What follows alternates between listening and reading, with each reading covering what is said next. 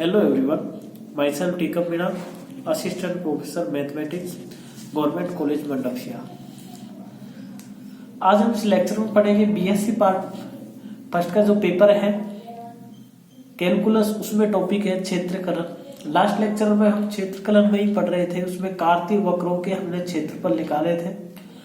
और आज हम इस लेक्चर में पढ़ने जा रहे हैं ध्रुवीय वक्र r equal to F theta तथा ध्रुवांतर रेखाओं r theta equal to 0 theta equal to beta से परिबद्ध क्षेत्रफल जो त्रिज्यखंड बनता है उसका क्षेत्रफल होता है a equal to half limit की इंटीग्रेशन की लिमिट है alpha to beta R square D theta.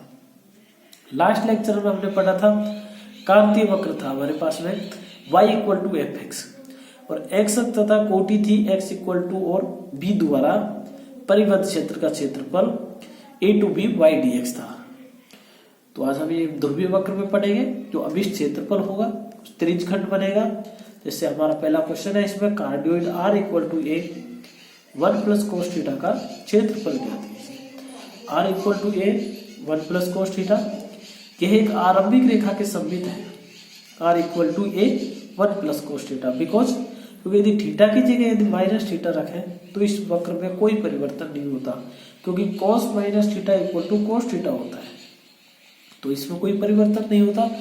तो यह सममित है आरंभिक रेखा के। इसकी सीमाएं थीटा इक्वल टू 0, यदि हम थीटा 0 लें तो r इक्वल टू आएगा इसमें 2a, क्योंकि cos 0 की वैल्यू 1 प्लस 1 2। यदि थीटा इक्वल टू 90 ले तो r equal to a 1 plus cos 90 की वैल्यू 0, तो ये a आएगा।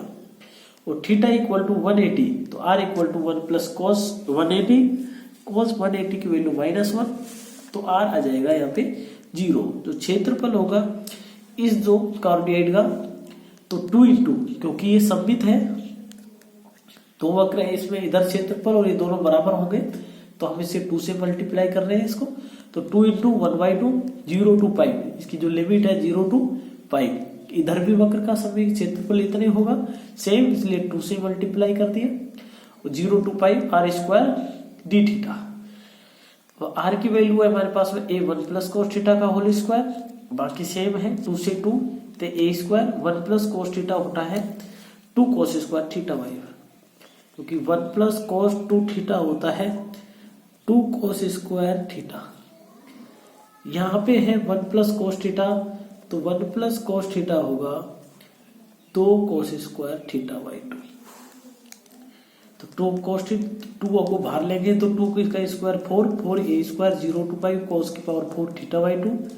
अब यहाँ पे हम थीटा गामा सूत्र यूज करेंगे, उसके लिए हम थीटा बाई 2 इक्वल टू क्या करते हैं फाई मान लेते हैं। तो थीटा इक्वल टू 2 फाई, तो D theta equal to 2 D phi. इसकी लिमिट निकालें अलग से, तो थीटा 0 है तो फाई 0 होगा, और थीटा पाई है तो phi equal to pi by 2 होगा। इन वैल्यूओं का इस पे यूज करें तो हमारे पास इक्वेशन आएगी 8a square 0 to pi by 2 cos की पावर 4 फाइव डी फाइव। अब गामा सूत्र यूज करें इसमें इक्वल, जैसे हम लास्ट लेक्चर में भी किया था गामा का use, 8a square gamma 4 plus 1/2 gamma 0 plus 1/2 into gamma 4 plus 0 plus 2/2, क्योंकि ये सूत्र है इसका गामा का कि 0 टू पाई बाई 2 साइन की पावर m थीटा उसकी power n theta D theta होता है gamma m plus 1/2 gamma n plus 1/2 divided by 2 into gamma n plus 2/2। इसके जब वैल्यू रखने के बाद ये हमारे पास इक्वेशन ये आएगी 4a square gamma 5/2 into gamma 1/2 upon gamma 3। अब हमें इसको यूज करना है सूत्र उसका, तो गामा 1/2 होता है रूट पाई, और गामा n प्लस 1 होता है n गामा n, और गामा n प्लस 1 का n फैक्टोरियल। तो गामा 3 की जगह हम रखेंगे 2 फैक्टोरियल, 2 फैक्टोरियल की वैल्यू 2 इंटू 1, और यहाँ पे गामा 5/2 है उसमें इस सूत्र का यूज करेंगे। 5/2 को हम लिख सकते हैं, क्योंकि गामा 5/2 को लिख सकते हैं 3/2 प्लस इसको लिख सकते हैं, इसके बाद इसको तो वही रखा है 3/2 into 1/2 gamma 1/2, because gamma n plus 1 equal to होता है n गामा n। और 1/2 गामा 1/2 की वैल्यू रूट पाई। तो इस वैल्यू रखने के बाद अभिष्ट आंसर आएंगे हमारे 3/2 पाई a स्क्वायर। ये हमारा क्षेत्रकलन का ये क्वेश्चन था, क्षेत्रकलन का ही एक ध्रुवीय वक्र का,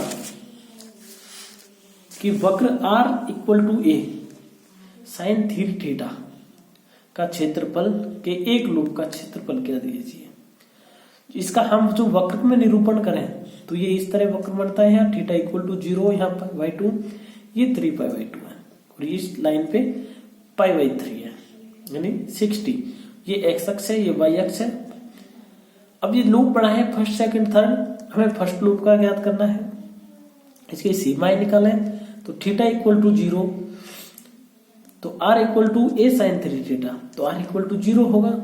θ = यदि π/3 ले, क्योंकि ये 3θ है, तो यहाँ पे r = a sin 3 × π/3, तो sin पाई की वैल्यू 0, तो r = 0। इसी तरह θ = 0 to π/3, तो लूप की सीमाएं हो गई हमारे पास में 0 to π/3। तो लूप का अभिष्ट क्षेत्रफल होगा 1/2 0 to π/3 r² dθ, r की वैल्यू a sin 3θ का होल स्क्वायर, और 1/2 a² 0 to π/3 sin² 3θ dθ। अब इसको हल करने के लिए हम क्या करते हैं, 3 dθ = 5 ले लेते हैं, तो dθ = 1/3 d5 हो जाएगा। यदि θ 0 लेंगे तो फाई 0, और θ हम लेंगे π/3, तो फाई आएगा हमारा पाई। कि हम इसमें रखेंगे θ = π/3, तो फाई = पाई होगा। अब ये है इस तरह से, क्योंकि 3 dθ था हमारा पाई, यदि θ = π/3 लिया, 3 × π/3 = पाई, 3 से 3 तो फाई आया हमारा पाई। तो 1/2 a² 0 to π sin² 5 1/3 d5। तो ये a²/6 1/3 को बाहर लेने पर मल्टीप्लाई किया, 3 × 2 6 0 to π sin² 5 d5। ये एक सूत्र होता है इंटीग्रेशन का, यदि 0 to π f dθ हो equal to 2 × 0 to π/2 f dθ, क्योंकि इसका ये लिमिट का आधे जो पाई का π/2 करते हैं, तो इसका यदि 2 से मल्टीप्लाई कर दें तो हमें इसकी मान प्राप्त हो जाता है। तो ये 2 का मल्टीप्लाई किया, लिमिट इसमें 0 to π/2 कर दी, और sin² 5 d5। sin² 5 जो सूत्र होता है वो 1 - cos 2π/2 होता है। तो यहाँ पे इसके वैल्यू रख दी 1 - cos 2π/2। ये त्रिकोणमिति का सूत्र है कि 2 sin² 5 = 1 - cos 2π। इसका इंटीग्रेशन करें, 5/2 माइनस cos का sin 2π/2, तो 2 से 2 मल्टीप्लाई किया तो 4, 0 to π/2। लिमिट का इसमें यूज करें, a²/3, 5 की जगह π/2 रखें, तो ये π/2 × 1/2 माइनस sin 2 × π/2 अपॉन 4 - 0। अभी हम इसमें रखेंगे तो कि sin पाई की वैल्यू तो होती है 0, और ये इसके बाद 0 रखेंगे तो इसमें 0 आ जाएंगे दोनों टर्म। तो a²/3 π/4 π/2 × 1/2 π/4 माइनस ये sin पाई की वैल्यू 0, तो -0। तो अभिष्ट आंसर आएंगे हमारे π/12 a²। तो इसके ध्रुवीय वक्र का था r = a sin 3θ के एक लूप का क्षेत्रफल था। तो थैंक्स। नेक्स्ट लेक्चर में भी क्षेत्रकलन का जो नेक्स्ट पार्ट है, सापकलन, उसको पढ़ेंगे।